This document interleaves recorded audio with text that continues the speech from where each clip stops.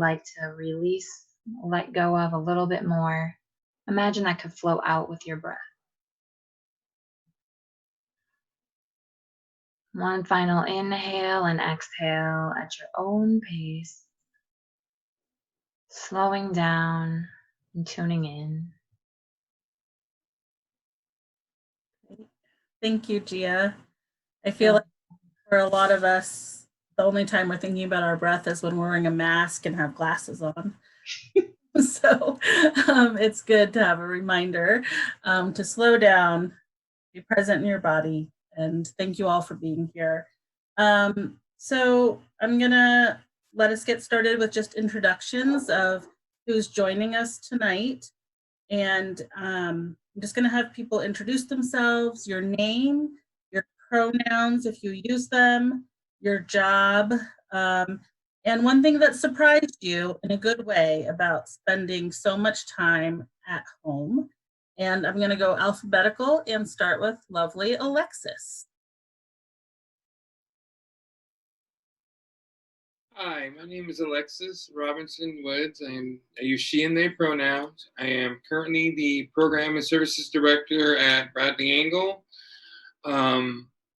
One thing that surprised me about just working from home is how small it took for me not to enjoy it.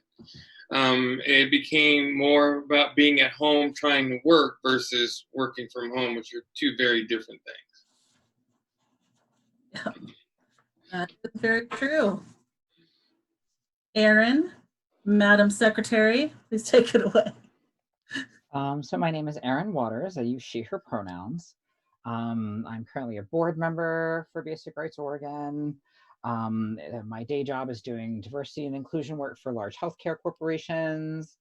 Something that has surprised me a lot about COVID has been I'm not having as much of a problem with roommates or partners or anything like that as I expected. We actually love each other quite a lot, and that's been fantastic. There has not been any fighting since it started, so I feel super blessed.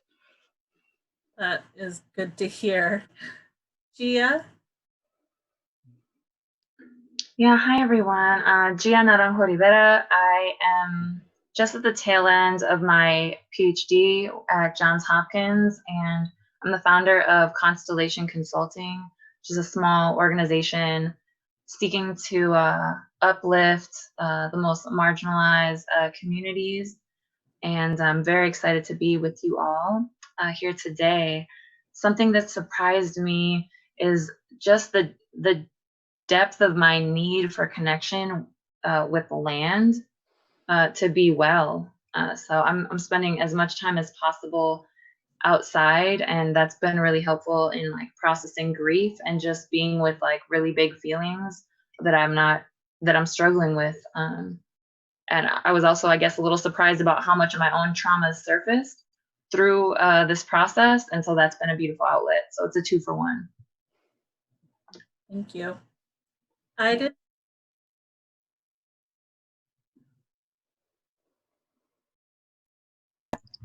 Hey, I'm Iden Campbell, and I'm the program director at Basic Rights Oregon for the Racial Justice and the Transgender Justice programs. And nothing has surprised me because I'm pretty much a loner, an extreme introvert, so I'm loving this. Yeah, but I do miss my coworkers. Thanks, Iden. And Iden will be co-moderating with me tonight and jumping in whenever he sees fit. Keisha. Hi, my name is LaKeesha Dumas. I work for Multnomah County Mental Health and Addiction Services Division. I'm one of the Office of Consumer Engagement Coordinators. What that means is we bring a lot of peer voice, consumer voice to programming and things that's coming out around mental health and addiction issues to try to make services more accessible and better. What was surprising for me is how much I miss shopping. Like, you know, I drove by Nike today and it's like, why do they feel like shoes and clothes are not an essential item? I don't know. That's just me. I mean, the only thing we have is to get dressed, even if we're in the house. So. Thanks. think you're not the only one out there missing some new clothes right now. It is spring, lovely dress season for those of us who do that. I'm Nancy, and I'll share that, like Gia was saying, connecting to the earth, I have a very, very small yard, but it is full of weeds, and can't believe how much I'm enjoying pulling weeds. I've never been much of a gardener, but I just feel like that small connection to earth has been really important to me. And also my yard is looking pretty good. Let's go ahead and get started. And I just want to remind folks that we're taking questions through YouTube Live and through Facebook Live. And you can feel free to enter your questions at any time. And let's go ahead and get started. And I will actually start us alphabetically again and start with Alexxis, and just tell us a little bit about the important work you do at Bradley Angle. Oh, I think you have to unmute yourself. I'm usually hosting these lately in my job, so you have to remind me if I start yapping and I start. So thank you for reminding me. I've been hosting these like 4 times a week. Right now, we have 5 programs active at Bradley Angle, particularly our LGBTQ program and our Healing Roots program, which directly serve our Black and Indigenous people of color, trans people of color. I personally do trainings in the community to other agencies, other advocates, Department of Justice, Cascadia Live, regarding serving trans people of color and the intersections regarding those sort of things. Right now, it's a difficult one because with the isolation, the ways that people use to access us is limited now. Those public areas that they could go to make a phone call, to access email, to access free Wi-Fi somewhere, they're now stuck at home with that abuser, and it's been tricky. The actual calls went down for initial stuff with an expectation of a rise as we move out of this, as we move away from the stay-at-home order, and what that's going to look like on the other side, and the increased need of services that's going to come with that. Great. Thank you. Yeah, I hadn't thought about that, about the lack of communications information out there right now. Just being able to go to the library and use the computer.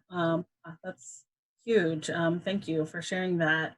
I'm gonna shift us to Erin, and Erin, you're here to talk about what it's been like for you as a Black trans woman, and to share a little bit about what you're seeing happening in the community.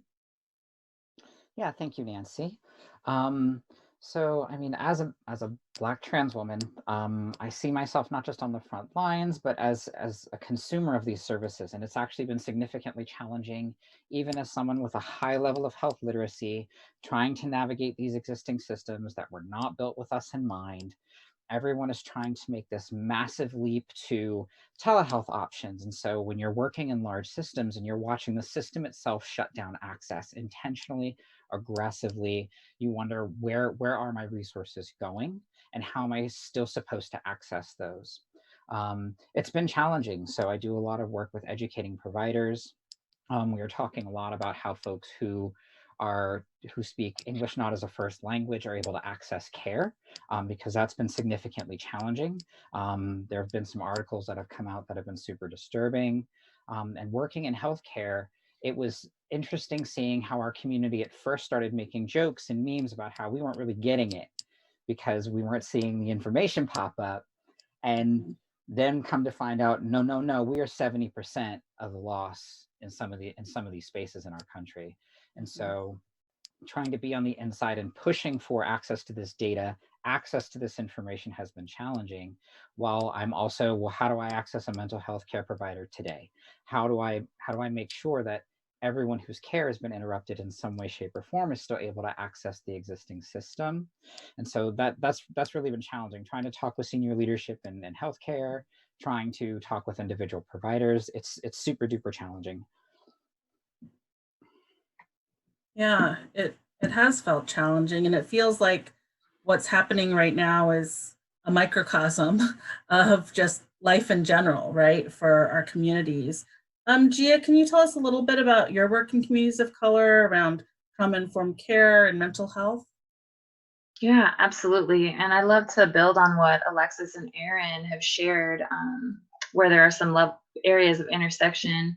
I've been working in underserved communities for going on 2 decades, and some of my work currently is with public school districts, as well as with health providers, and also working with local governments in the Pacific Northwest at the county and at city levels, and doing racial equity and social justice work, and also looking at where that intersects with health. And much of my doctoral research has been in this area as well. And as we know, mental health challenges disproportionately affect our POC and LGBTQ communities. And it's, to me, one of the things that's been most fascinating in my research is to see how so much of the focus is put on individuals and sometimes even on families. And there's often a connection between sort of an individual failing, or that this is an individual level problem, that there's some type of almost like a character flaw or failing linked to these mental health challenges, when in fact we know that individuals are embedded within families and within communities and within systems and structures that systematically disadvantage certain groups and systematically privilege other groups. And so in my work and research, I've looked at the fact that this trauma is passed on intergenerationally and embedded in systems, but that there's also resilience that's passed on intergenerationally, and there are keys and doorways to be unlocked to enhance flourishing and thriving. Mindfulness being one of those tools, and set of tools that actually comes from communities of color originally, even though there has been some whitewashing over time and some cultural appropriation. There are sets of tools, and in my dissertation research, I've found that certain mindfulness programs, particularly one offered by the Peace in Schools organization, that's a nonprofit based in Portland, and that has been offering mindfulness classes to students in almost 90% of the Portland public schools. We've been seeing really amazing leaps forward, which is very simple mindfulness practices and exercises, where there are reductions in depression, reductions in anxiety, increase in coping skills, increase in feelings of self-compassion, and really like deep, authentic feelings of self-care that are often worn away and stripped down by this societal oppression that's being experienced. And so we know that there are tools out there. And one of my big questions has been, why aren't these being implemented broadly in the education and health systems, and trying to help folks get those resources on the ground, as well as getting their physical needs met. But at the end of the day, having a strong toolkit and a foundation to move forward and tap into that inherent resilience and worth that every individual has, I think will be very important. And so as I hear Aaron and Alexxis talk about those barriers of existing inequities being magnified at this time, I ask myself, and I'd like to point folks to resources, some of which are free, that many of which are free, including connection to our own breath, and that come from communities of color, to build up that resilience. Mindfulness being one of those pathways. It's probably called different things in different communities, but it's an inherent toolkit to be present with your experience and to heal and be well. So I might just pause there, but that's a bit of what I'm seeing in my work. Great, thank you. So we know mindfulness is a resource for folks, and then another resource might be peer support.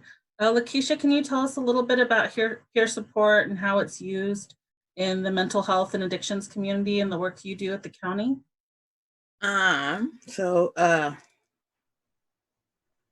Peer support is used, people with lived experience who have been through some of the challenges and and overcame them. It's kind of like a reach back approach, you know, who best to listen and help you navigate something than somebody who's been through the same or similar circumstances. Right now,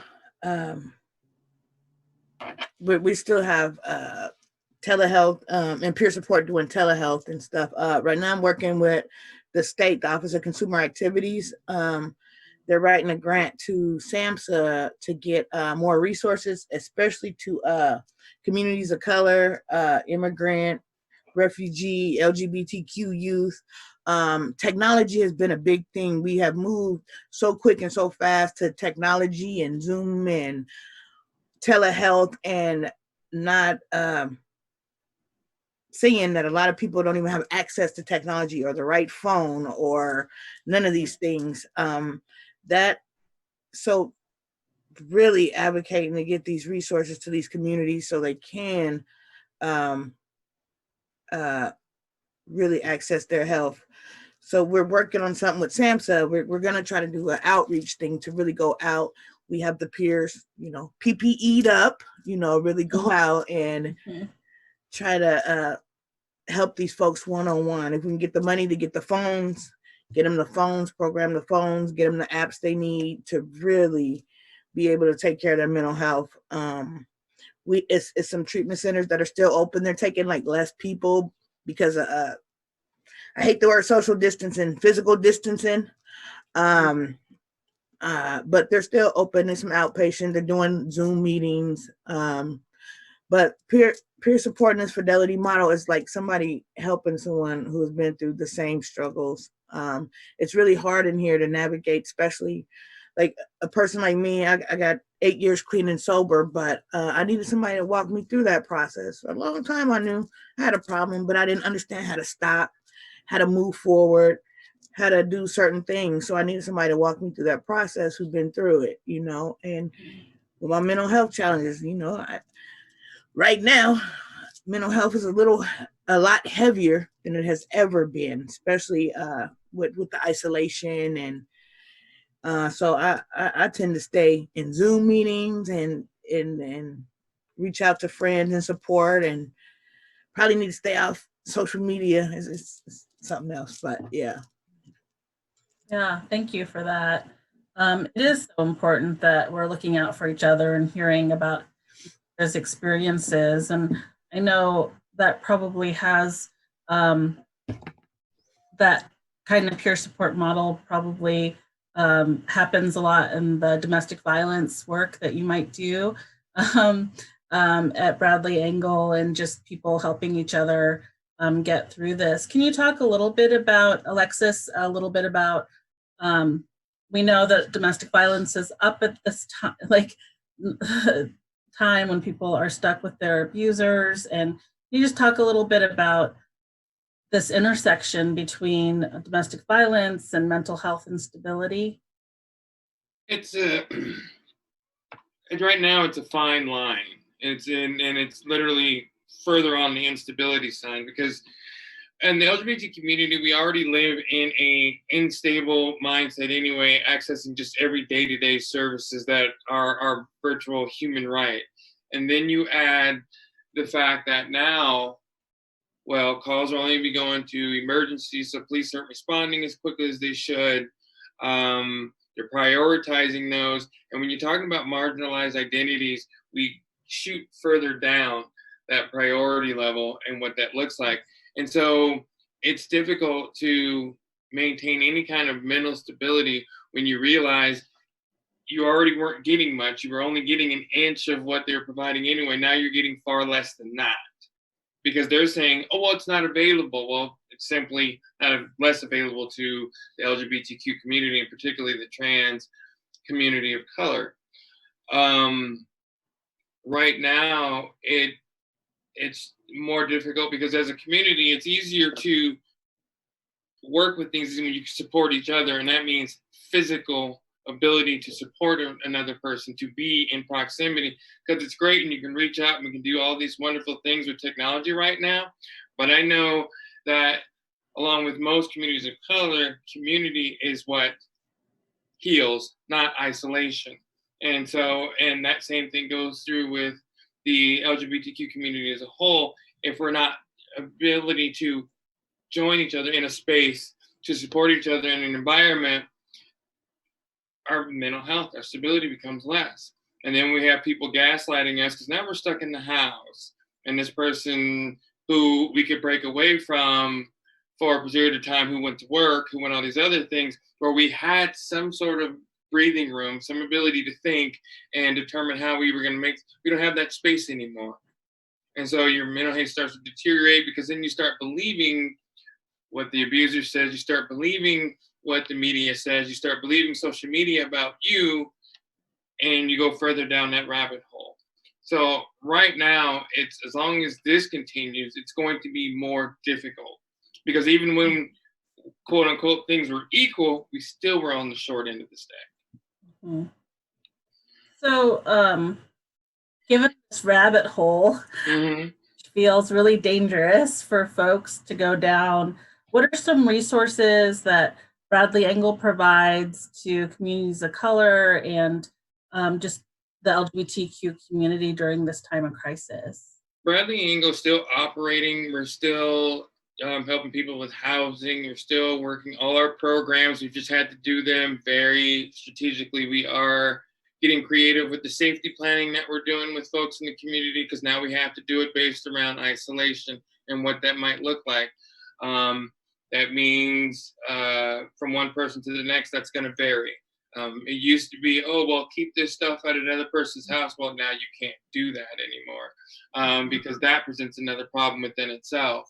And so we've had to get creative about that. Our shelter's still operating, but we're having to get creative on how we're bringing people in, doing intakes, determining symptomatics. And then it's a whole nother issue when you're talking about people of color, because there's still this accessibility. It's still this concept, is this stuff even accessible to us, and still needing to reach out and say, yes, it still is. But still, right now, because of the isolation, we haven't stopped working. We haven't stopped doing what it is we're going to do. And we're going to keep trying to do that in the best way we possible can. And that means sometimes delivering food bank to people's front door and dropping it off, which is not something the advocates have to do, but choose to do. We have shelter staff who choose to show up every day knowing full well that it increases their chance of contracting COVID-19, but yet still do that because they're committed to the work that we do. So right now, when it comes to dealing with the community and calling the police, I can't give you a yes or no how to deal with that. It's a hard one when you're talking about people of color calling the police, because your safety sometimes doesn't outweigh what's going to happen to the abuser when they end up in police custody. And so there's that. We have to think about that. We can't decide, and it's weighing our life against somebody else's, and that will mess with your head more than anything, because you really know that this is a bad situation for you. But how bad is that going to be if your spouse or partner is trans and they're a person of color? Is it better for you to wonder what's happening to them inside the system than it is out here? Because at least then you know that they're not being harmed. That's you should never have to balance your own life against somebody else's. But that's what we're left with right now. Yeah, it's it feels scary, and it feels like people are really put in a precarious place. We're already getting some questions in, which is great. Those can continue, but I just wanted to sort of ground us a little bit in trauma-informed care. And Gia, if you wouldn't mind talking a little bit about trauma-informed care in this time of crisis, and especially when it comes to BIPOC community and the sort of the benefits of being trauma-informed. Yeah, if you wouldn't mind taking it away for a moment, because I think we just heard about a lot of trauma that people are facing who are in a domestic violence situation. Yeah, absolutely. So trauma-informed care is the idea that if we understand how trauma works, how trauma lands and affects us, and really and how it lives in the body, And then, of course, how that affects the mind and our mental health. And then, of course, our behaviors, which may be linked to things like choosing to use a substance, or some unhealthy coping mechanism, but a mechanism that will allow you to feel like you have some type of alleviation or escape from that trauma, that burden. That's what we're talking about. So trauma-informed care is ideally something that healthcare providers would, or others doing community level work. It's a lens, it's like a set of glasses, the goggles that you would put on, so that when you are interacting with community, or just even beginning with yourself, with others, or with community more broadly, that we would have some type of sensitivity, some nuance, and some understanding. I'll give an example. So Alexxis works with police, and this might be something we might hear or see. So someone who might be trauma informed, who knows that there's someone experiencing domestic violence and needs help out of that situation, might begin by just helping that person, if they're counseling them, addressing their immediate needs and helping them find some type of physical space or mental space to just ground their physical system. Because we tend to we have a little thing called a window of tolerance. And if we get too overstimulated, our nervous system, the way our body is wired, we go out of that window of tolerance. And we usually either go into fight or flight mode, which means we might just try to flee if we can flee the situation. And in this situation now with COVID, maybe we can't. We might get into it, well, I want to fight, somehow try to protect myself, and maybe I'll be aggressive verbally or physically. Or there might be that freeze response, which is a parasympathetic nervous system response. So you've got kind of on the high end, the fight or flight. On the low end, there might be like a freeze or a feeling of like hopelessness, helplessness. And so anyone seeing this in their own self, it can be having a trauma-informed lens, putting those goggles on, helps us see, oh, am I going into my freeze response? Or am I going into fight or flight? It can also help us figure out how to calm our being, or help someone else we care about calm their being, to get into that window of tolerance. And being in that window gives us a little bit more space to slow down, to be able to think, to be able to maybe rather than react at an instinctual level, to get to a place where we can respond, taking a little bit of time between whatever that stimulus is and our choice to respond is. And really gives us a freedom of choice at the end of the day. So a trauma-informed care response would be, no matter in what position you find yourself, if you're a family member, if you're a friend, if you're working in a service, in any service area, if you're a police officer coming to a door, seeing a situation with this lens on. So if you see people yelling at each other and you're a police officer, maybe someone who's trans comes to the door, maybe someone who's a person of color. If we have our trauma-informed lens on, we're not going to see this person's a dangerous threat to my life because of the color of their skin. We're going to see, oh, I see somebody who is outside their window of tolerance. I see that trauma is at play here. And guess what? It's probably more magnified, since trauma is always additionally high in our communities of colors, our LGBTQ communities. And so I'm going to come in with a little more softness and sensitivity. I'm going to try to calm that person down. And I'm going to try to see past what I see on the surface to get to that human root of that pain and the trauma that person is carrying. And the truth is, most of that trauma is often caused by suffering that's been inflicted on that person early on through abuse or neglect, or some type of basic needs not being met over and over again, perhaps by another person or a parent or caregiver that was also suffering trauma themselves. And so we're really just talking about bringing that lens into any aspects of our work. I hope that was helpful, and I'd be happy to take any further questions. Yeah, that was helpful. Thank you. It's a really good grounding for just thinking about how we're facing the trauma that's being inflicted on people because of this crisis. And so I want to go ahead and have you all answer a viewer's question, which is how to deal with stress at work. So some of us have the privilege of being able to work from home, but a lot of people are on the front lines. And this person is a lesbian firefighter / EMT, a queer person of color, and you know, her job is just even more stressful, of course, given the pandemic. And I think we know people on the front lines are dealing with more stress. And so I'll open it up to whoever wants to answer about some tips on how to deal with that stress of dealing with this huge stress of being in marginalized groups and then having a very stressful job. And, you know, right now, especially a dangerous job. Someone like to respond? I can respond to that. Because half of the staff that I work with is actually still has to go in and actually deal with the everyday life. And it's interesting because this is probably one of the few times in history where everybody has to deal with this. Everybody. It doesn't take any names, doesn't cross anybody out. We're all dealing with this. Which means now we're dealing with more.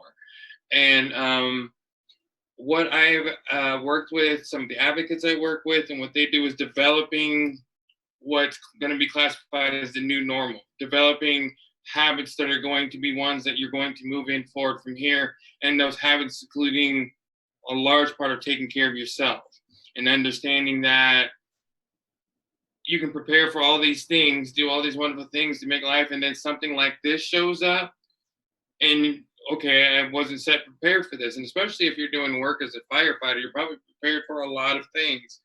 This is not one of them that any of us get prepared for. So I think I tell the staff to give themselves a break about not being able to be fully focused on work sometimes, because you are still dealing with it, even though you are supporting survivors of domestic violence, you are still dealing with it just like them. So give yourself a break and be allowed to have feelings about what's going on. Allow yourself to have feelings about situations where you probably wouldn't have before because you didn't think it was okay. Staff goes through periods where they have to cut that break off. So you're off work, you're done. You don't answer your emails, you don't look at your text messages. You start setting boundaries more about your personal time, your space with your family, space with your friends, and you reach out more and try to take more walks, get out by yourself more often. And it doesn't mean going into smaller communities and sending or exposing them to more, but it just means there's so many places you can go by yourself and just take a walk, just use some space and give yourself time to breathe. Just because you're doing the job you do doesn't mean you don't get to stop and breathe too, and doesn't mean you don't get to feel the anxiousness, the nervousness, the anxiety associated with this thing. I wanted to jump in there too and suggest creating a little support group of firefighters of color or whatever. Like we have an employee resource group, the employees of color, where we can tap in, and because we work for a government agency that's, you know, it's a lot of oppression and structural racism, but like we get together and we can process that among each other. You know, we know how that feels. But with the firefighter, and that's a unique, dangerous job, but really building that a network so you guys can debrief, because that has to be way harder than, you know, the things you have to see, endure, the losses, all that, like building that network of folks who are going through the same thing so you guys can process with each other, lift each other, and give each other a break, because you understand, you know, it's not coming from somewhere else, it's coming from your network of folks who really understand that. And I can kind of add on Sure. I definitely want to add in this idea of the business resource group or the employee resource group, because they're extremely effective. A lot of large organizations and some small organizations are taking advantage of them, and they absolutely become a spot in which you can not only find support and engagement, you can talk about issues that exist within your systems, and you can start figuring out coalition and how you can move forward on some of those. So it can become, to some degree, a little bit of the grassroots to the base level organizing to understand some of the challenges you're running into in a system and how you can bond together to get past them together. Yeah. And if I could build on that as well, there are these 6 key principles of trauma-informed approaches, and as Keisha and Erin and Alexxis have highlighted so beautifully, those include safety. And so creating a group that you feel safe in, as you and your peers define that, the peer support piece being a second element of that approach. And this is sort of 6 key principles outlined by SAMHSA. They sometimes vary by organization. You're also going to want to look for like trustworthiness and transparency. So since we know folks are in a little bit of a heightened state, if you are pulling together these groups, making sure you have some common agreements about just like confidentiality and trustworthiness, so you feel like you can really let go and let your guard down. Creating a space in that way is very powerful. And just that some of those other principles include the collaboration and mutuality. So making sure that sometimes we take a model of what's out there, and it might be a dominant paradigm model, like a top-down type of approach, and then we start reproducing the same harmful elements of the system. So to the extent that we can have an empowering space that elevates voice and augments our ability to choose and that honors the cultural and historic and gender and social sexual orientation issues, and creates that safe grounding, that in and of itself is a trauma-informed approach, as my colleagues so aptly shared. Thank you. So, Aiden, you want to jump in too? Yeah, I wanted to share that in the next day or two, we'll be building some resources on our website specific to this town hall. And I'll make sure that I include some support groups for first responders that are LGBTQ. Great. And I'm sorry, if I may just add one more thing. I just realized we talked a lot about the group element. And when we are in that immediacy and it feels like it's my day-to-day, I would say if we could take a moment and just ask ourselves, like, what are 2 or 3 things that really nourish me, that like really ground me and nourish me? And for some people, it might be music. For some people, it might be a connection to your own source of spirituality. It might be a physical place, a picture of a loved one, and using those to ground throughout your day and actually building routines that are supportive to you. That might be something that you do at the beginning of the day, before you go into work. It might be something where if you're feeling triggered, you have a little go-to reminder with you. You might set a timer on your phone to take, 3 deep breaths and connect with whatever that is that nourishes you. And perhaps if you can and you have the time, finding a time and making it, I said mental health should be like dental health. It should be that consistent. So if we can build in, we're going to brush our teeth in the morning, maybe we're going to do our little mental health like dental health in the morning.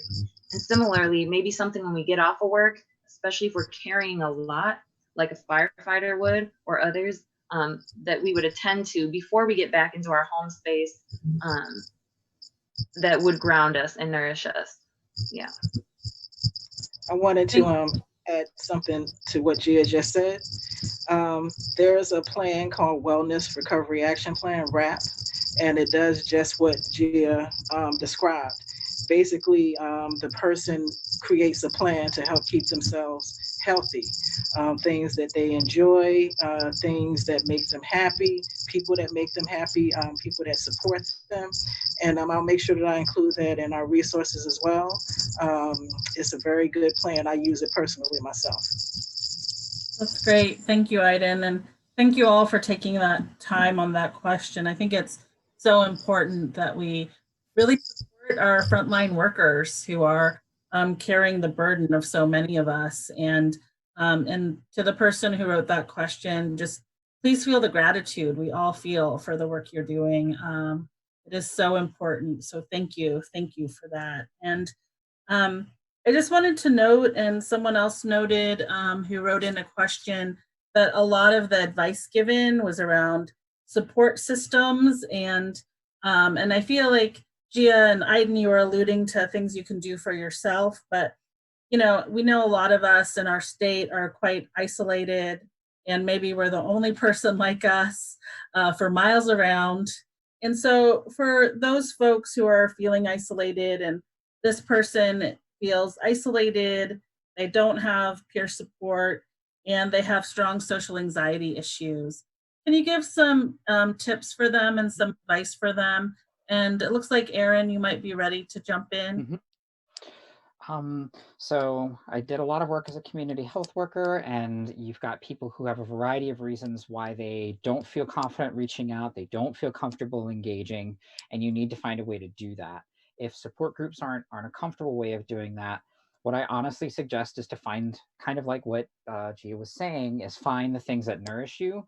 Pick 1 or 2 things that you've been interested in or wanted to learn more about, and then go to YouTube and listen to human beings talk about them. The reason why that's important is because you've got that voice, you've got someone who's engaging with you.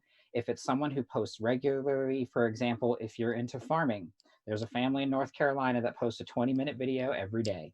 So there are opportunities to feel like you're getting consistent engagement with human beings. You're actually getting what's going to feel like feedback, but you don't have to put yourself at a kind of social risk by reaching out in ways that make you feel uncomfortable.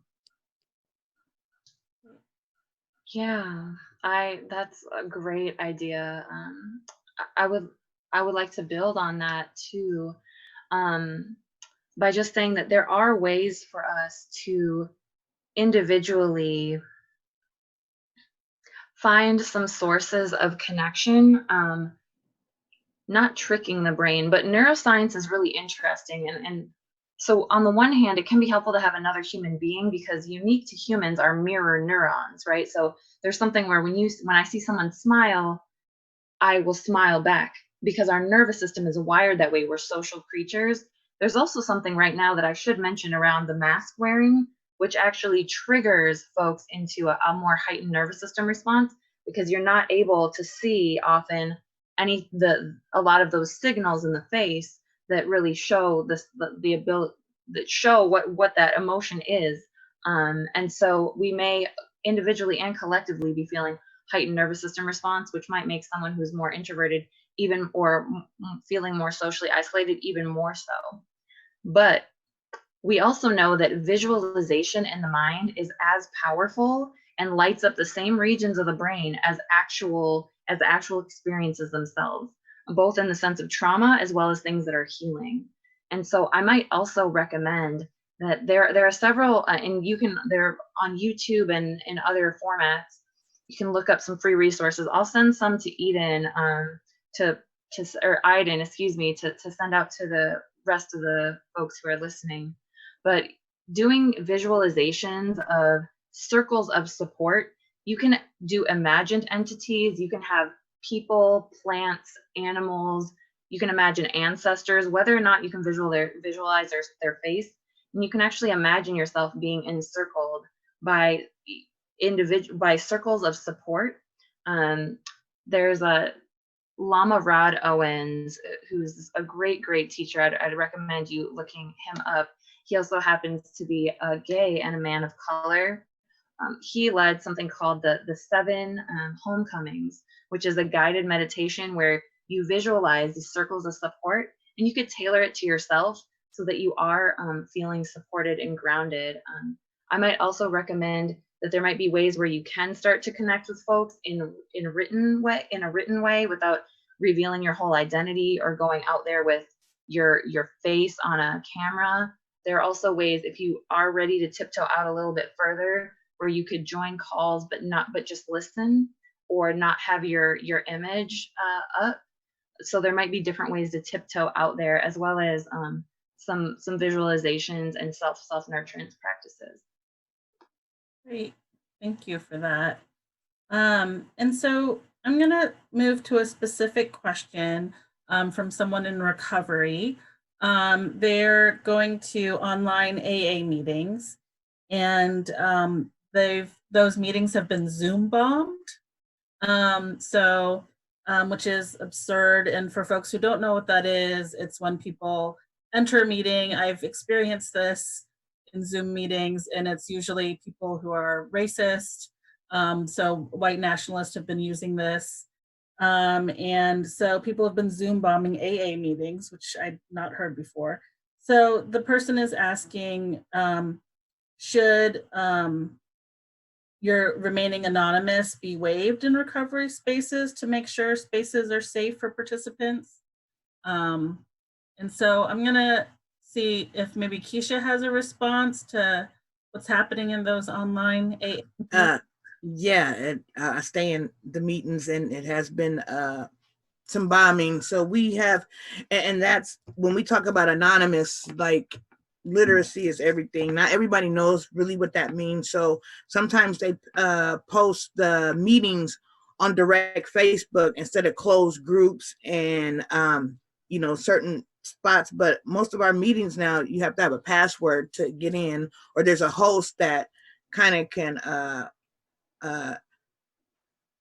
vet folks before they enter into the rooms. But I really don't know how to waive, and you can't change anything from the fidelity of the program. Really, you can't waive anonymity. But I would just try to probably find some groups that make sure they have a password on there or something. I mean, and sometimes people are just ignorant, and I wish we had a cure for ignorance, but we don't. And I mean, if something pops up, I would just get out of that meeting immediately and find another one. And I hope you're, you know, checking out the Rainbow Room and gayandsober.org also, you know, and that's probably what I can say for that. I mean, yeah, that's ignorant, and there have been some bombing. We've been trying to do more with passwords, but it's more where people are sharing the information. These platforms are not closed groups. They share them on regular social media, and which that's breaking anonymity right there. But until, if you know some folks and you see them sharing, say, let's create a closed group. Like there's NA Quarantine. There's just different groups that are anonymous that you have to join in to get this information. And so really spreading that word to not share that stuff on regular media, share it in closed group or text messaging or whatever. But yeah, that's a hard one. I mean, just try to remain safe. If you feel uncomfortable, jump out, try to jump in another one or enter at a later time, because there's no cure for ignorance, and people are ignorant. Yeah, thank you for that. So listen to Keisha's practical advice. Keep going to your meetings and keep them private. Don't post them on social media. It's as simple as that. And yeah, sorry about being Zoom bombed. It's the worst. So actually the first question of the night was also about Zoom and how I think this online platform, so someone's question is, how does it perpetuate or further add to the racism, homophobia, or transphobia that folks face in their daily lives? And I know digital access and just, you know, high-speed access is an issue in a lot of communities, but maybe beyond that, do folks have thoughts about what this person might be asking about? Or Yeah, I have some thoughts. Mainly around the participants that we're working with. When this whole thing came up and everybody was, oh, kids got to stay at school and you got to stay home, it became clear that the people we serve don't have access to the technology that we're talking about. So they didn't have computers at home. They don't have laptops at home. They don't have high-speed Wi-Fi, and they don't have easy access to this information, to any of this. This is not cheap. It's not free. I mean, I know they've opened up hotspots in various other places, but it doesn't do you any good if you don't have a computer to access that hotspot. Great, thank you for that. I know there are some organizations and stuff that have been making Chromebooks and things like that accessible. So that's been a good thing. But it's a hard one because more times than not, in my experience, I'm going to endure racism long before I get hit with transphobia. Because if they're transphobic, they're likely racist, and they're going to see that I'm Black a long time before the other.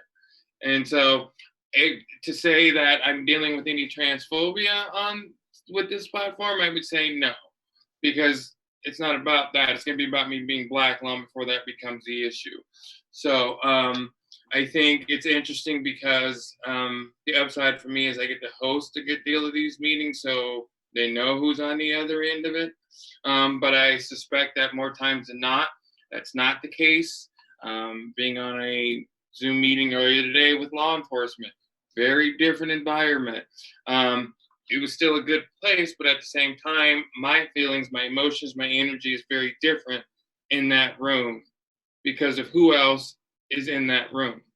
And I think that's one of the things that Zoom has done is like, okay, wait a minute, still looking at just talking heads, but I'm still dealing with the energy of that human and what they might be thinking or might be doing, and trying to stop myself from finishing the narrative of what they might be thinking and what they might be doing based on racial stereotypes that they have about me, and the same that I might have about law enforcement in general, having been in that. So it's a hard one. I would say that it's, with anything else, when you increase the use of it, you're going to increase the marginalization of it, you're going to increase the racism of it, you're going to increase the transfer because it's used more.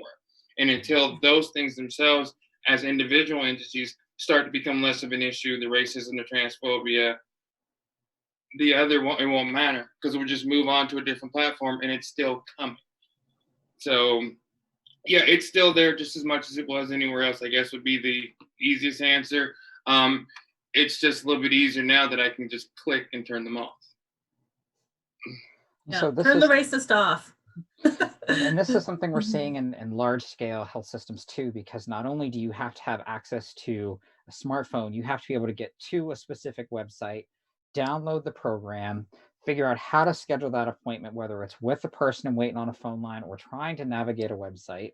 And then you get all this stuff and then you have no privacy. So while there's more information being socialized with medical providers around, well, how do we talk about domestic violence? How do we talk about people getting support? It doesn't mean you have the ability to actually talk about those things in the moment. And the literacy gap, particularly around technology, working with our senior population, they were definitely at risk. And so trying to figure out how to reach those folks actually caused a lot of challenges, because there was this assumption, this very middle class assumption that, well, people have access to these phones or they can get them. And these are things that I've heard even in certain nonprofit environments that are very focused on people who are chronically houseless. They still make this assumption, oh, well, everyone has access to a phone, even if they don't have somewhere to live. And so seeing that this is continually perpetuated by people who are in leadership positions, people who are actively on the front lines trying to do the work, it's really, really challenging. So it's important that people learn how to advocate for themselves. For example, Urban League definitely has community health workers. You've got folks stationed around the city who you can talk to try and figure out how to move forward. And like Alexxis is saying, we've got to kind of balance that out. Am I going to deal with homophobia and transphobia today? Am I going to deal with racism today? Because more often than not, it will be racism today, but I'm going to have to deal with something. And so trying to figure out not just who your allies are, but how you can advocate for yourself, whether it's through the complaint system, through a community health worker, whether it's getting to know somebody somewhere who can help keep you connected, because sometimes information will just get missed because they're still not thinking about how do we reach certain people. They're making these assumptions and these movements based on large scale shifting of protective gear, of resources, of staff. They're redeploying staff to different positions in hospital systems. And so they're not necessarily thinking about that nuance in the response. And so it's really important that people remember they do have their own power. They do have the ability to advocate for themselves. And if you don't know how, please reach out. We want to help you. Yeah, thank you for that, Aaron. We have a few specific questions that I want to get to. One for Gia. Can you please explain the fawn response? I'm sorry, could you repeat the question? The what response? The fawn response. Fawning. Yes. So this is one of originally there was a talk in the trauma research world around sort of 3 Fs, and now that's been expanded to either 4 or 5 Fs, or words that begin with the letter F, including the fight, flight, or freeze response. It was a bit of an oversimplification, but I didn't share the fawning response, which is one additional response that we might actually see, particularly in the domestic violence context, would be fawning. And that the idea of fawning, it's a word we don't hear very often used as a verb, but it's in some ways it might be actually sort of going along with, as a protective measure, as a survival strategy. I'm going to go along with some type of abuse or mistreatment that's happening to protect my safety. And perhaps I've judged that's the safest option that I have. And it might not be a conscious choice. This might end up being sort of an unconscious choice that our body kind of naturally goes into. I grew up in a household with severe domestic violence for the first 10 years of my life. And I saw this with my mother very regularly, because she did have 5 children with my father. And that was her primary basis for financial support. He didn't really allow her to have jobs, as an example. There might be some pandering or some fawning to that abuser. So kind of going along with, or being kind to and being docile, or trying not to upset that abuser. And this is very common within cycles of domestic violence and can be hard to break out of. And we see that now, as Alexxis has so deftly explained, how this is being magnified in the COVID context, folks being with their abuser. That might be yet another nervous system response that someone goes into, often unconsciously, as an adaptive mechanism. It's like, oh, well, if I don't make that person upset, maybe I'll be more safe, or the young people in my space, our children, my children, or others in the environment might be safer. And so thank you so much for bringing that forward. That is yet another common nervous system response. And there's nothing bad or wrong about any of these responses, but part of that trauma-informed putting those goggles on, again, is we want to realize what's happening as we are able to, recognizing some of those signs and symptoms. And it may be harder now without having space from those abusive contexts, but as we are able to get any mental or physical space, we can build in some more ability to respond to our environment. It can be hard when we're outside that window of tolerance, and fawning is outside that window. But if and as we do have some ability to get back into that window of tolerance, it might be in a nighttime, it might be when that person has to physically leave the space for some reason. It can get us into a calmer nervous system space where we're more able to respond.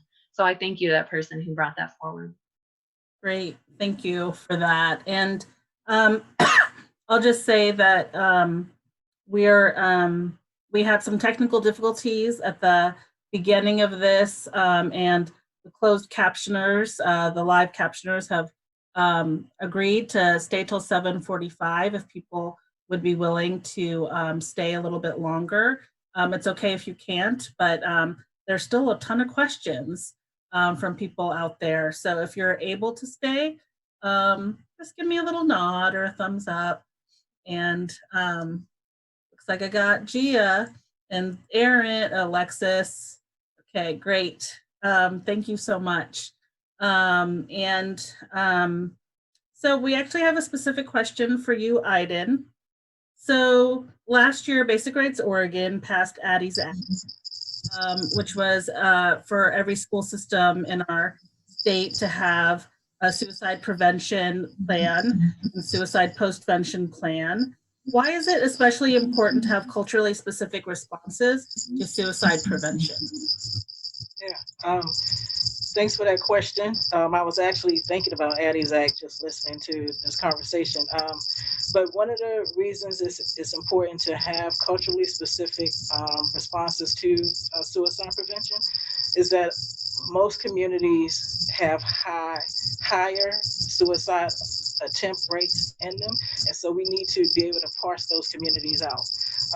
For instance, in Portland, the community that has the highest suicide attempt rate in the state is actually the Indigenous community.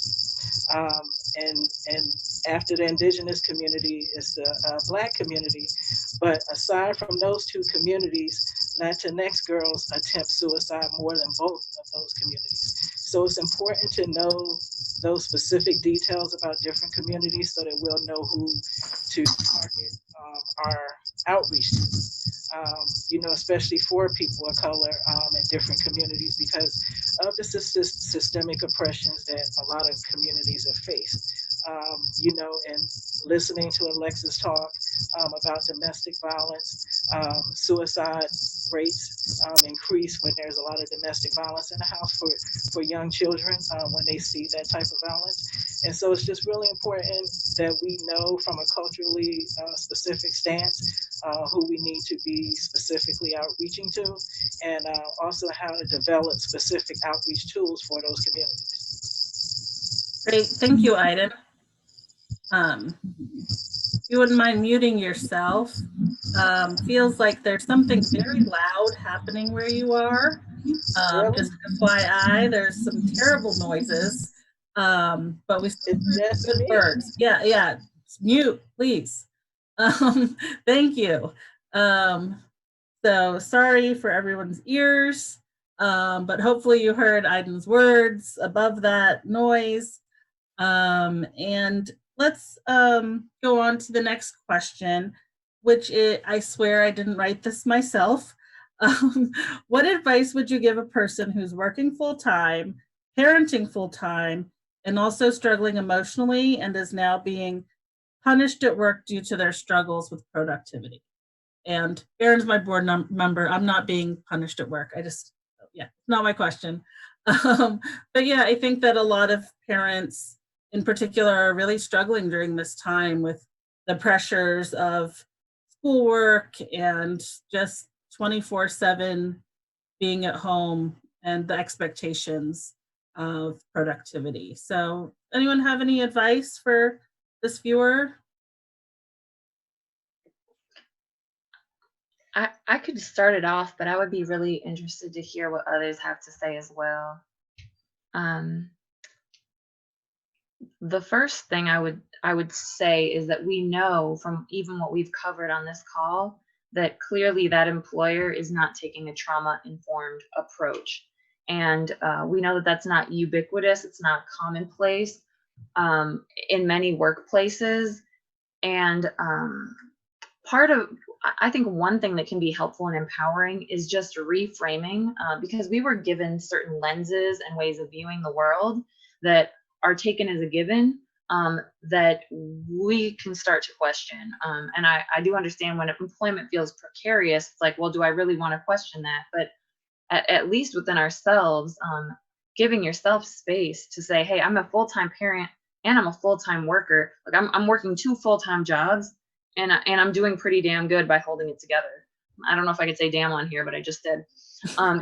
Pretty well, and I'm pulling it together to the best of my ability. So number one, starting to, even if that employer continues to put the pressure on you, being willing at a heart level to take that off yourself and take a little distance to see, I'm showing up. I'm showing up for my kids and my family. I'm trying to show up for myself, and I'm showing up for my job. So just giving ourselves permission to understand that that expectation that's being held might not be reasonable and likely is not reasonable. In addition, creating Audre Lorde, who's a brilliant Black feminist scholar that I just love, said, said in a nutshell, self-care is the most radical act that we can do, because it's a foundation, and especially as people of color, as female identifying people, and really any folks along one or multiple lines of marginalization or oppression, that burden's going to hit us harder. So the need for us to care and tend to self becomes paramount, because again, we can't fill up other cups from an empty cup. And so part of that, those other lenses include, like, there are things beyond productivity that are measurable in terms of your outputs at work that are valuable. Centering self-care first and foremost, adopting other lenses. I think others have mentioned the reaching out for support. If you have a reasonable employer, perhaps trying to have a dialogue, any kind of dialogue around what a work-life balance might look like that's more reasonable. That might be possible, it might not be, in which case I might say seek support outside of the workspace. There may also be ways to build coalitions if these pressures are coming down on everybody in unfair and unreasonable ways. And I empathize. I wonder if others had other things to add. Yeah, that's a hard one. Fortunately, my kids are grown, so they're all out of the house. My biggest issue is they don't call anymore. When you're dealing with, fortunately, with the staff that I work with, I'm a little bit of a frame of mind where I understand that what is being asked of them, there's nothing normal about it. It's not as if they can't get childcare. Childcare doesn't exist. You can't get support doesn't exist.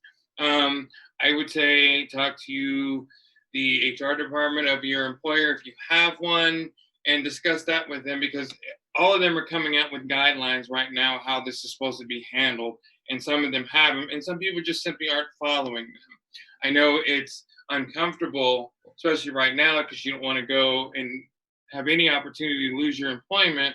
But there are whistleblower laws on top of that that also apply to these folks. So in this case, my piece of information would look for some support within the system itself, within the job itself, because that's the only way, I think, at this point, while you're still in this situation, that you might be able to find something. Because it's not going to get any better on this end of it without something being done about it, unfortunately. As long as nobody's saying anything, that behavior becomes perpetual, and they'd be like, okay, well, nobody's saying anything, so I'm going to keep doing it. And so it's just going to get worse, and you deserve better than that. Yeah, and I wanted to hop in there too, man. That's a really hard place to be. I got some friends who are going through that. I got a son, but he's like, grown too. But so we pitch in, and I don't know if you're, I don't know. Yeah, Aiden, you need to mute yourself.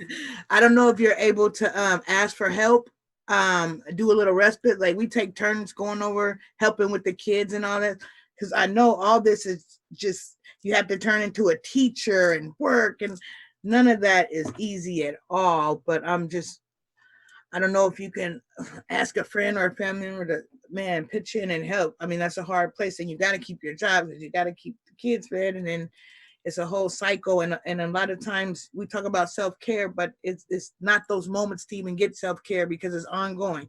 The 24-hour day does not have a break in it. It goes from work to kids, and then, man, exhaustion. So if you could, I don't know if you're able to ask for some help, ask somebody to, man, give you some respite, or come over and watch the kids for a few hours. Maybe you can take a walk around the block, with your mask and PPE on and all. But, man, that's a hard one. Yeah. I'll just jump in as someone who has a 6-year-old.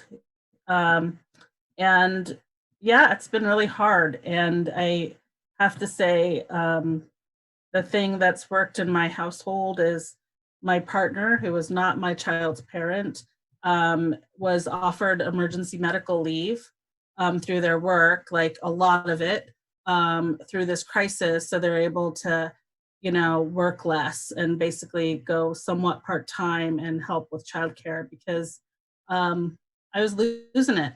And I think it's really hard to try to do all things well, and we just have to give ourselves a break. And so for me, my partner was able to provide me respite because their employer offered them emergency leave so they can take the next 10 or 20 hours a week, and it'll go through the next few months, and so we'll be okay. And that's been really important. And so, yeah, I think that, I'm trying to teach my kid how to read.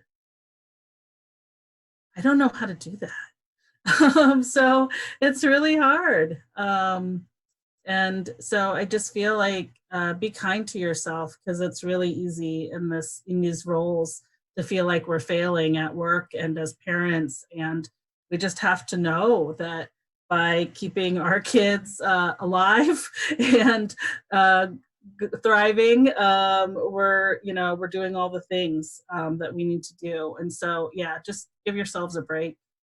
It feels like, Aiden, you really want to jump in. Maybe your sound is nope, still bad.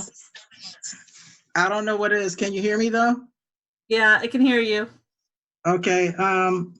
So the first thing I would do tomorrow when you go to work, dear person that I know and love, is call EAP and let them know what the issue is. And that way you'll get immediate coverage, support, and protection from whatever could happen with your supervisor. And whatever EAP provides you, use that as a means for you to get the assistance and the support that you need.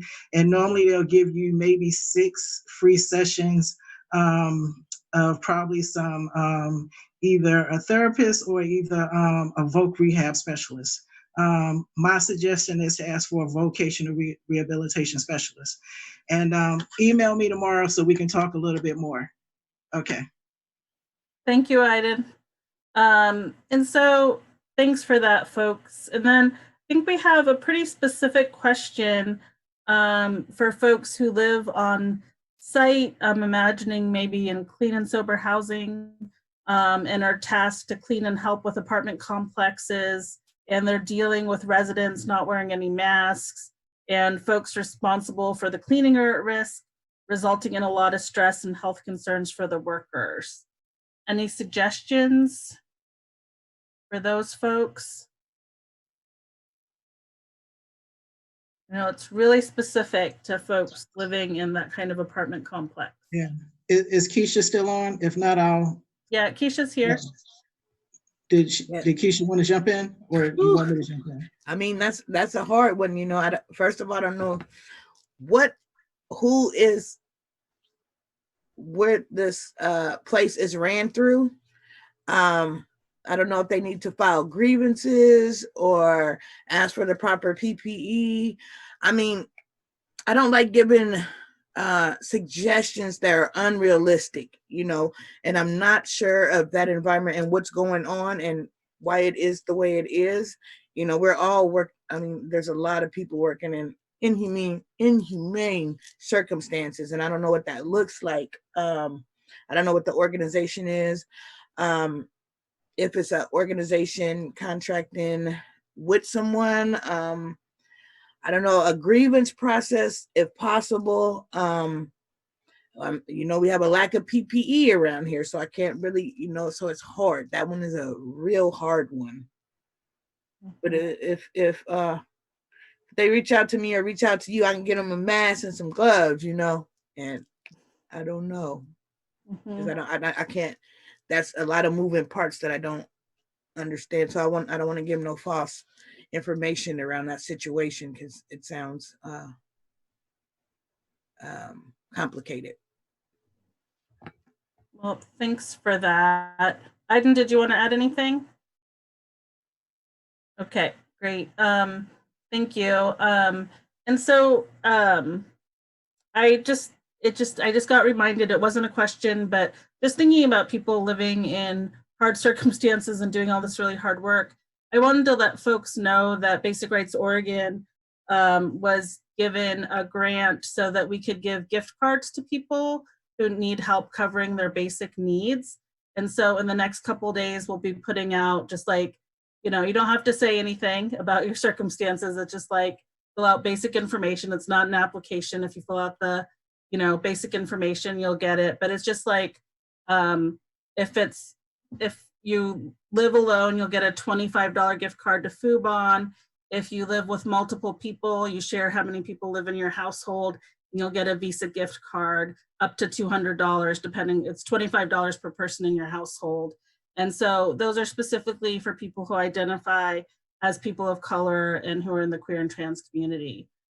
So if those are your identities, we will have a small number of gift cards to give. We have about $4,000 through a partnership with Apano to give. So I know it'll go fast, but we really want to get some resources out to folks, especially with those identities. Our identities. And so I can add in a quick resource for those who are chronically houseless.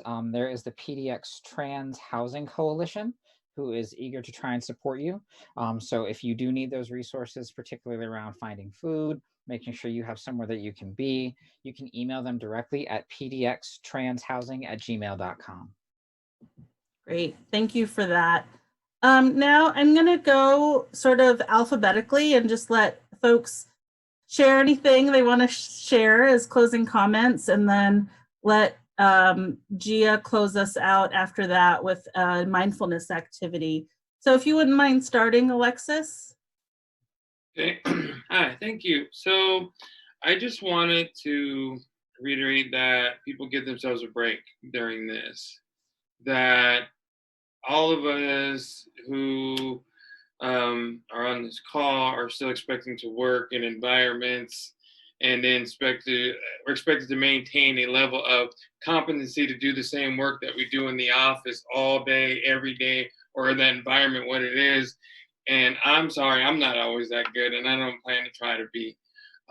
So my message to folks is, this is hard, and it's okay to say that it is. We live in communities or we grew up and you're forced to, pull up your bootstraps and do this and just push forward. Yeah, that's all fine and dandy if there's anything on the other side of that for you. At this point, you have to see what that is. You have to navigate that, and you have to be okay with it being hard and be okay with struggling and not put yourself so high. You know, we have expectations of ourselves, I think, that sometimes outreach what we are physically or mentally capable to do as humans. Mental health has to be just as important as your physical health. So as you're trying to get outside and get a walk and do these things, try to shut off Facebook, try to shut off Instagram. I don't even have a Facebook account. I had one, haven't looked at it in 4 years, don't intend to look at it anytime soon. So just be sure that you take just as much care of your mental health as you do your physical health. Thank you, Alexxis. Aaron? So kind of building off what Alexxis says, I mean, you need to take care of your physical and mental health. And if you're doing that through accessing healthcare, you need to be diligent and you need to be confident in what you're talking about. There are some medications whose availability has changed. And what's happening to a lot of individuals is they're calling their healthcare providers looking for care, and they're just being told, well, X, Y, or Z, COVID. And that's not good enough. And so what folks need to do is try and find that avenue of access for their own empowerment. Like Alexxis said, give yourself a minute. It's not going to be easy on top of everything else we deal with in a day, a week, a year. Now we've got COVID. Now we've got high morbidity rates. And so now you need to find, I mean, how do you even do something like find more space for yourself right now when everything is just stretching you out so thin, so aggressively from so many different sides, particularly folks who've lost employment, particularly for folks who are now having to navigate government systems for the first time. It's terrifying. It's a protracted, long process. It's going to be difficult to get through, and it's going to add a lot of stress. If you are comfortable and capable of building some kind of network or coalition, please reach out. There are folks who want to help you. If not, start emailing some of these general addresses so that they can at least give you a list of resources so you can start doing it yourself or advocate for yourself.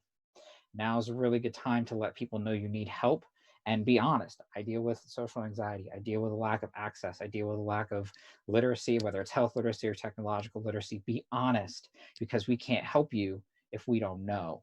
And then on a personal kind of level, consume media that reflects your identity. That's just really important right now. I don't really watch regular network television. I happen to be at a place where it was going, and I saw like 4 commercials in a row talking about COVID. Like, whoa. And it's difficult to escape, but if you aren't looking for media by us, about us, then it's really just going to further those feelings of alienation, lack of inclusion, and lack of connection that you're going to feel with the world around you. So it's really important to try and seek those things out as much as possible too. Thank you for that, Aaron. Gia? I just love what everybody shared, so I'll keep it brief since I'm closing it out. I think what's been offered is brilliant. I would call people's attention again to trying to make a mental health like dental health in the littlest of ways. It could be, every time that if I have to drive to work, that I pause at a red light, I'm going to try to notice my breath, or as many times as I can remember, I'm going to think of one thing I'm grateful for. So sometimes you can fold those little things into your day in a way that little by little will help to refill up that bucket as we become depleted with the weight of what's happening. I also would remind us that we always have roots, whether it doesn't have to be blood. I say built family or blood family, but we can think about what it is that roots us, and we have access to that at all times through our breath, through our very beingness, through our presence, through the fact that we are alive. We belong to Earth because we showed up here, right? And we belong to something and someone, ourselves first and foremost. And so the mental health like dental health, remembering our roots. And the last thing I would call our attention to is it's easy to notice and focus on the ways in which we're depleting or things feel like they're falling apart. But when we get a cut, what happens? We automatically mend. our bodies, they get worn down during the day, but guess what? We all have to sleep. We have repairing and resilience built into the fabric of our beings. And so I invite us all to come back to that. We are naturally healing, holing beings. We always have roots, even when it feels like we have nowhere else to go. Come to your breath. And mental health, like dental health, those are a few takeaways I would highlight. Thank you, Gia. Aiden? Yeah, wow, is like I am so excited that this happened tonight. And I'm like, my heart is just full right now. I practice mindfulness every day. When I get up in the morning, I don't speak for an hour.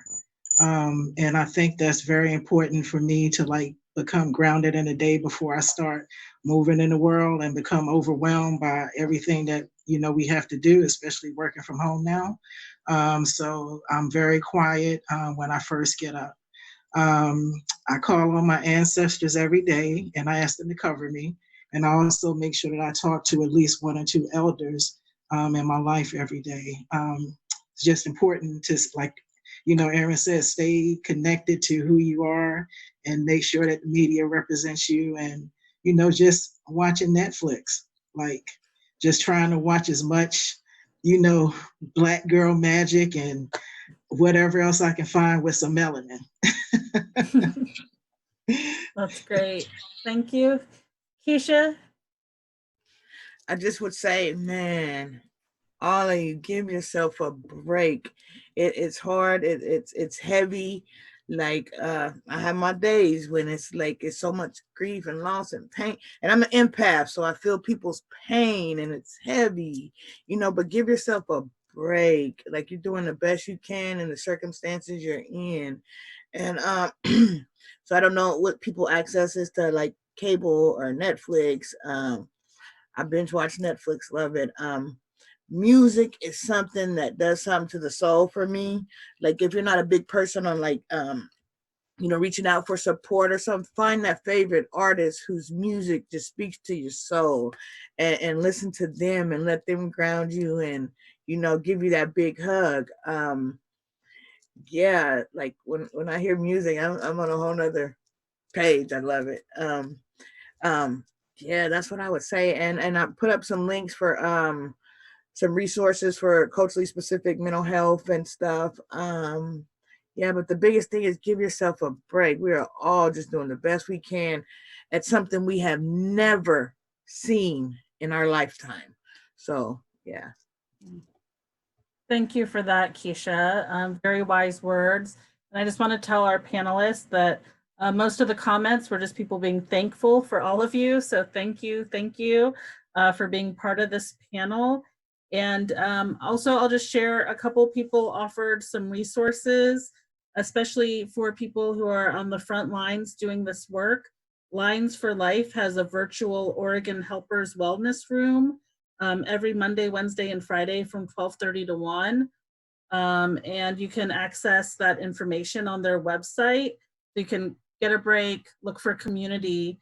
And then someone offered a fun thing that they heard and that's been helpful to them, which I'll share with everybody, that they write out 100 things they would like to be, do, or have in their life, and imagining living their ideal life. And it can be fun and uplifting, and they read that list every day. So that's a fun idea for those of you whose life might feel less than ideal right now, to get to think about what you would like to be doing and what you'd like your life to look like. So thank you all, and we're gonna have Gia close us out with the mindfulness activity. Okay, great. Well, it has just been such an honor. Nancy and Aiden, thank you so much for inviting me.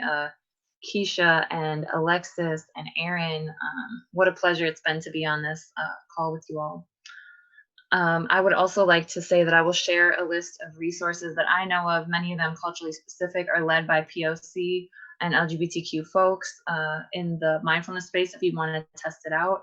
And I would invite us to, again, find a comfortable seat, find the most comfortable posture that your body can find right now. It doesn't have to look any type of way. and invite an invitation to either lower the gaze gently or close the eyes as you feel comfortable.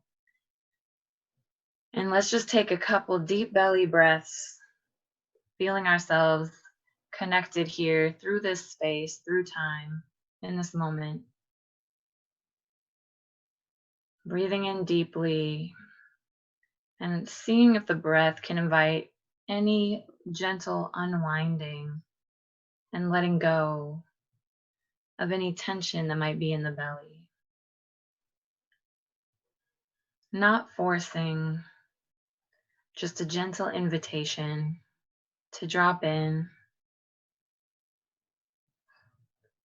And I'd invite us in this moment to bring into your mind's eye, into your imagination, one being that you feel you can be most yourself with. And that could be a person, it could be an imagined being, could be your favorite person from a show that you feel like I would be best friends with that person if I knew them, a pet, a higher power that you connect with. And please bring that image of that person or being to the forefront of your memory, of your mind's eye, your imagination. And imagine that them directing love and care in your direction. And feel that powerfully. Like, what does it feel like in your body? Do you see their face smiling at you? If it's a plant, do you see the petals gently open? If it's a higher power, do you feel radiance washing over you? Or like a song like Keisha mentioned, what does it give you, tingles in your body? And imagine all of that joy and that radiance pouring into you as if it were golden light, perhaps a different color of light that you prefer. And on the inhales, imagine you can breathe that into your body and allow it to pour over and through into every finger, down into the toes. Inhaling, slowly filling up the body with that light, with that feeling of love and joy. And in this moment, see if we can conjure just a little gratitude toward that being, or it could be beings. Send just a little gratitude in their direction. And feel that rebound back, knowing we are connected, all of us, to something outside ourselves and something inside ourselves.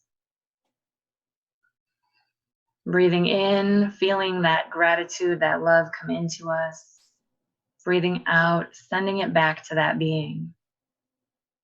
And in this very simple practice, feeling connected, knowing we are loved and we are love.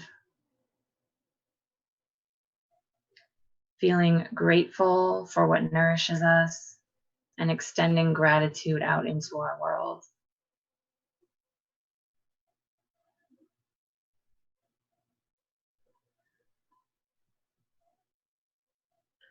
And taking 2 final deep closing breaths together, knowing that no matter where we are connected in our breath in this time, and there is resonance between us, that our roots interconnect even through this virtual space and time.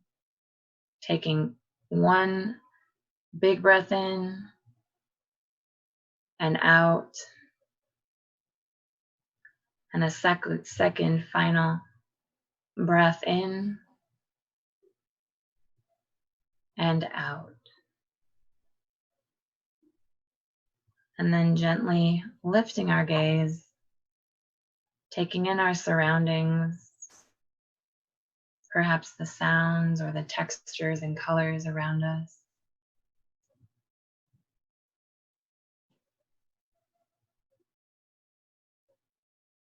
And I'll wish you all a peaceful, centered, healing next few moments or hours in your day. And I'll hand it off to Nancy or Aiden for any closing remarks. Okay, great. Thank you so much. And I just really appreciate all of you. And next week, we're going to be talking about the May primary, a little different topic.